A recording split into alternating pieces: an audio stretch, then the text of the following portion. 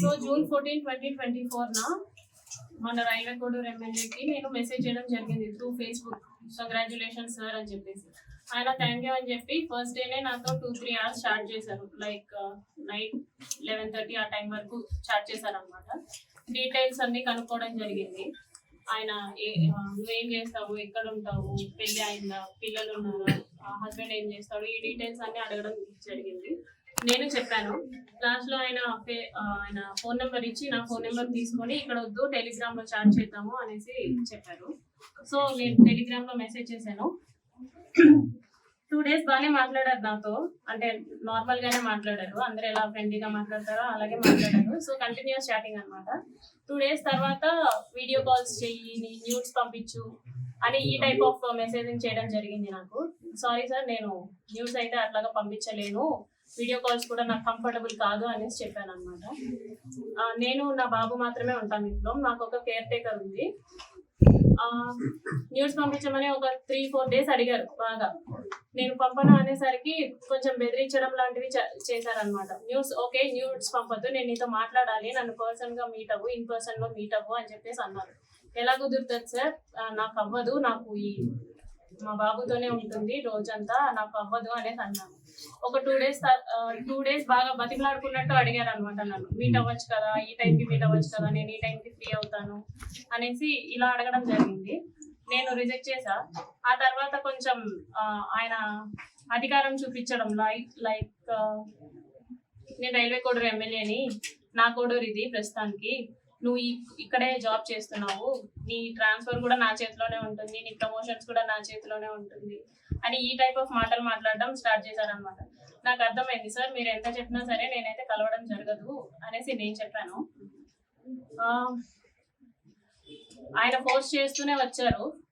నేను ఈయనకి phone calls లో మెసేజెస్ లో చెప్పడం అర్థం కావట్లేదేమో అని చెప్పేసి నేను కలుస్తాను. జూలై 9th కలిసాను. For the first time July 9th కలిసాను.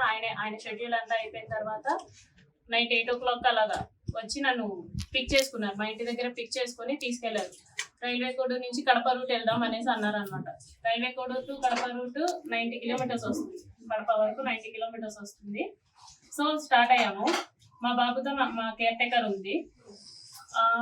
In the mean while లో ఆయన మళ్ళీ ఎందుకు కలవని అంటున్నావు, ఎందుకు మెసేజెస్ కి అలా రెస్పాండ్ అవుతున్నావు, ఎందుకంత పొగరు చూపిస్తున్నావు అని చెప్పేసి ఈ మాటలు మాట్లాడారు. రాజంపేటకు వచ్చేసరికి రాజంపేట టు బాక్రాపేట మధ్యలో ఒక విలేజో మరి ప్లేసో నాకు ఐడియా లేదు, అక్కడ ఆపారు అనమాట. ఆపిన తర్వాత నేను ఎందుకు ఆపారండి అంటే, ఎందుకు నువ్వు నాతో సరిగా ఉండట్లేదు, ఎందుకు నేను అడిగినవన్నీ చేయట్లేదు అని చెప్పేసి కాన్వర్సేషన్ స్టార్ట్ చేశాను. లేదండి, నేనైతే ఆ టైప్ కాదు, నేను ఇక్కడ 5 years నుంచి ఉంటున్నాను, నేనైతే ఆ టైప్ కాదు, నేనేంటో నా జాబ్ ఏంటో అన్నట్టు ఉండేదాన్ని అనేసి నేను చెప్పాను. నువ్వు నాకు సెక్షువల్లీ కావాలి అనేసి ఆయన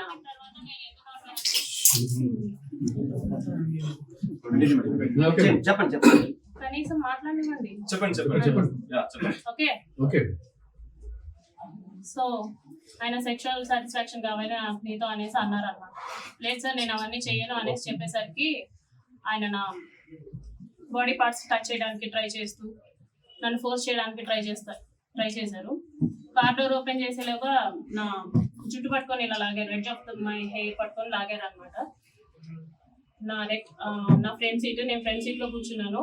రెగ్యులర్ బెండ్ చేసేసి నా మీదకి వచ్చేసి నేను అరవబోయాను, ప్లస్ చేతులు ఇలా పెట్టేసుకున్నాను. 2 చేతులు, ఆయన ఒక చేతి ఇలా పట్టుకున్నారు, కొట్టారు. ఫోర్స్ఫుల్లీ నా ప్యాంట్ అది తీసేసి he force himself on to me for the first time. అయిపోయిన తర్వాత నేను భయపడిపోయి నేను వెనక్కి వెళ్ళిపోయాను. ఆ మధ్యలో నేను వెనక్కి వెళ్ళిపోయాను. ఆ seat middle of the seat ఉంటుంది కదా, దాని నుంచి నేను వెనక్కి వెళ్ళిపోయి నేను వెనక్కి కూర్చున్నాను. ఆయన డ్రైవ్ చేశారు, మా హోమ్ కి డ్రైవ్ చేశారు. నేను దిగిపోతున్నప్పుడు చెప్పారనమాట, చాలా చాలా చేస్తున్నావు, ఇక నుంచి అట్లా చేయొద్దు, నువ్వు నా మాటే వినాలి, నేను చెప్పినట్టే చెయ్యాలి. మీ హస్బెండ్ నిన్ను పట్టించుకోడేమో, నేను 1000 times ఎక్కువ పట్టించుకుంటాను నేను నిన్ను, సో నేను చెప్పినట్టే చెయ్యి, ఇది ఎవరికి లీక్ చేయొద్దు అని చెప్పేసి ఆ టోన్ లో నాతో మాట్లాడారు. నేను దిగేశాను. For the first time on July 9th నేను కలవడం జరిగింది. దాని తర్వాత ఒక 2 days గ్యాప్ ఇచ్చి మళ్ళీ స్టార్ట్ చేశారు, కలుద్దాం, మీట్ అవుదాం అని చెప్పేసి ఈ type of messages, video calls ఆయన కంటిన్యూస్లీ వీడియో కాల్స్ నాతో చేసేవాళ్ళు. ఆయన ఏం చేసినా సరే నేను అతనితోనే ఉండాలి అనుకునేవాళ్ళు అనమాట. ఈవెన్ తింటున్నా, వాళ్ళ పీపుల్స్తో మాట్లాడినా, స్నానం చేసినా, రెడీ అవుతున్నా నేను అతనితోనే ఉండాలి అని ఒక మరి సాడిజమో ఏమంటారో నాకు తెలీదు, తను అలా కోరుకునేవాడు అనమాట. ఏమన్నా అంటే నీకు ఒక బాబు ఉన్నాడు, నువ్వు అది గుర్తుపెట్టుకో, నువ్వు అది మర్చిపోతున్నావు, నీకు ఒక బాబు ఉన్నాడు, నువ్వు మాత్రమే ఉన్నావు, అది మాత్రం గుర్తుపెట్టుకో అనేసి అనేవాడు. నిజమే, నాకు పేరెంట్స్ లేరు, నాకు మమ్మీ డాడీ ఇద్దరు లేరు. మా ఫాదర్ జాబ్ వచ్చింది నాకు. నా ఫస్ట్ స్టేషన్ రైల్వే కోడూరులోనే. నాకు ఒక తమ్ముడు ఉన్నాడు, కానీ దూరంగా చదువుకుంటున్నాడు వాడు. మా హస్బెండ్ వచ్చేసి సాఫ్ట్వేర్, ఆయన దూరంగా ఉంటాడు. నా బాబు నేను మాత్రమే ఉంటాం. ఆయనకు అది బాగా ఆసరా అయింది. నా గురించి ఫుల్ డీటెయిల్స్ కనుక్కొని ఆయన ప్రొసీడ్ అవ్వడం జరిగింది. చాలా డామినేషన్ చేసేవాళ్ళు, చాలా డామినేటెడ్ గా ఉండేవాళ్ళు అనమాట. ప్రతి విషయంలోనూ చిరాకు పడ్డం, ఇలా ఎందుకండి ఈ టైప్ ఆఫ్ రిలేషన్షిప్, ఈ టైప్ ఆఫ్ ఫోర్స్డ్ రిలేషన్షిప్ లో నేను ఎందుకు ఉండాలి అని చెప్పేసి నేను అడిగినప్పుడు, నాకు నువ్వు ఇలాగే కావాలి, నాకు నువ్వు ఇలాగే ఉండాలి అని చెప్పేసి బెదిరింపులు, గట్టిగా మాట్లాడాలు, పొగరు చూపించడాలు, ఏమన్నా అంటే ఆఫీస్ లో ఒక ఎంక్వైరీ వేస్తాను అనేసి అంటారు అనమాట. నువ్వేదో తీసుకున్నావు, నువ్వేదో బ్రైట్ చేసావు అని చెప్పేసి వేస్తాను ఎంక్వైరీస్ అనేసి. నాకు ఆ రకంగాను, ప్లస్ నాకు ఫ్యామిలీ లేదు కాబట్టి ఈ రకంగానూ నన్ను భయపెట్టడం జరిగింది. So for the first time నేను ఆగస్ట్ ఎండింగ్ లో నా ప్రెగ్నెన్సీ పాజిటివ్ అయింది. ఈ విషయం నేను అతనికి చెప్పాను అనమాట. నాకు ఇలా ప్రెగ్నెన్సీ పాజిటివ్ వచ్చింది, ఏం చేయమంటారు అనేసి అన్నాను. నువ్వు తీయించేసుకో, ఇమీడియట్ గా తీయించేసుకో, నేను మాట్లాడతాను, నాకు తెలిసిన డాక్టర్ ఉన్నారు తిరుపతి కాలేజ్ లో, నాకు తెలిసిన గైనిక్ ఉంది, ఆమెను అడుగుతాను, ఆమె నాకు టాబ్లెట్స్ పంపిస్తుంది, నేను నీకు ఇస్తాను, సో దట్ నువ్వు తీయించేసుకో అనేసి అన్నారు అనమాట. లేదండి నేను తీయించుకోను, నేను ఉంచుకుంటాను అనేసి చెప్పాను. అంటే ఎందుకు ఉంచుకుంటావో, అవసరం లేదు, నువ్వు తీయించేసుకో అని చెప్పేసి అన్నారు. ఫస్ట్ లో స్టార్టింగ్ లో కామ్గానే అన్నారు, లేదండి నేనైతే తీయించుకోను, చేశారు కదా, నేనైతే తీయించుకోను అనేసి భయపెట్టే ప్రయత్నం చేద్దాం అనుకున్నా. సో దట్ అప్పటికైనా సరే వదిలేస్తాడని చెప్పేసి నేను భయపెట్టే ప్రయత్నం అయినా చేద్దాం అనుకుని ఈ ప్రెగ్నెన్సీ నేనైతే తీయించుకోను అనేసి అన్నాను అనమాట. ఒక 2 days అలాగే అడిగారు బాగా. ఒకరోజు నైట్ మా ఇంటికి వచ్చి ఎందుకు తీయించుకోవు అని చెప్పేసి నన్ను కొట్టారు. నువ్వు ఎందుకు తీయించుకోని అంటున్నావు అంటే, కార్లో తీసుకెళ్లడం అనేసి డైరెక్ట్ గా మా ఇంటికి వచ్చారు, కార్ పార్క్ చేసి, ఎందుకు తీయించుకోని అంటున్నావు అని చెప్పేసి. మా బాబు నిద్రపోతున్నాడు, అప్పుడు నన్ను కొట్టారనమాట, ఎందుకు తీయించుకోని అంటున్నావు అనేసి. లేదండి నేను తీయించుకోను, మీరే కట్ చేశారు, సో నేను తీయించుకోను, సమాధానం చెప్పండి అంటే, సరే మీ హస్బెండ్ కి డివోర్స్ ఇచ్చేసి నేను నిన్ను పెళ్లి చేసుకుంటాను, ప్రస్తుతానికైతే తీయించుకో అని చెప్పేసి నార్మల్ గా అష్యూరెన్స్ ఇచ్చినట్టు చెప్పారు. సో నీ హస్బెండ్ తో నువ్వు డివోర్స్ తీసుకున్న తర్వాత నేను నిన్ను పెళ్లి చేసుకుంటానంటే, అవసరం లేదు